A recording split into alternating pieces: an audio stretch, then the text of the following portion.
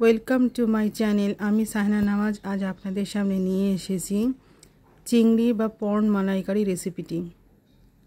বাজার থেকে চিংড়ি আনার পরে ভালোভাবে ধুয়ে পরিষ্কার করে একটু নুন, হলুদ, আদা বাটা দিয়ে তেল দিয়ে জাল দিয়ে নেব ভালো করে। তারপর একটি কড়াইতে সরষের তেল দিয়ে হালকা বয়েল করা চিংড়ি মাছগুলো ফ্রাই করে নেব। হালকাভাবেই ফ্রাই করব।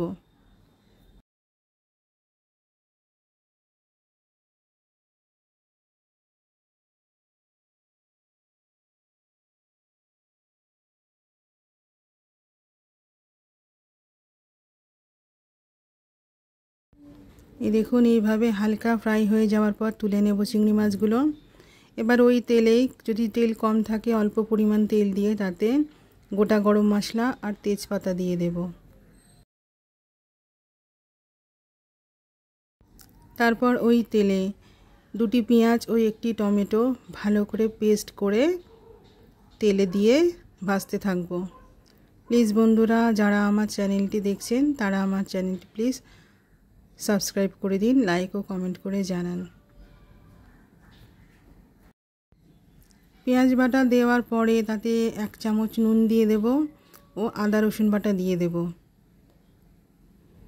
যখন ভালোভাবে ভাজা হয়ে যাবে সামান্য পরিমাণ জল দিয়ে হলুদ গুঁড়ো, জিরে ও ধনে গুঁড়ো ও লঙ্কা গুঁড়ো 1 চা চামচ করে দিয়ে ভালোভাবে কষে নেব।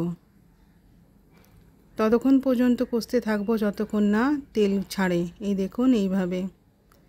এবারে খুবই ঘন দুধ নারকেলের এই মশলা কষায় দিয়ে দেব। দুধ ঘন হলে ভালো, যত জল বেশি হবে তত জল মারতে টাইম লাগবে। তাই দুধ ঘন করে বার করে তরকারিতে দিয়ে সেটা তৈরি করব। নারকেল দুধ দেওয়ার পর আবার অল্প পরিমাণ নুন দেব। এবারে যখন জল মুড়ে আসবে, শুকিয়ে আসবে, তখন আর একটু দুধ দিয়ে হালকা আঁচে রান্না করতে দেব। দেখুন যখন ফুটে উঠবে তখন আস্তে আস্তে ফ্রাই করা চিংড়ি মাছগুলো দিয়ে দেব। খেয়াল রাখবেন আর যেন খুব জোরে না হয়, খুব আস্তেও না হয়, মিডিয়াম আঁচে করাই ভালো।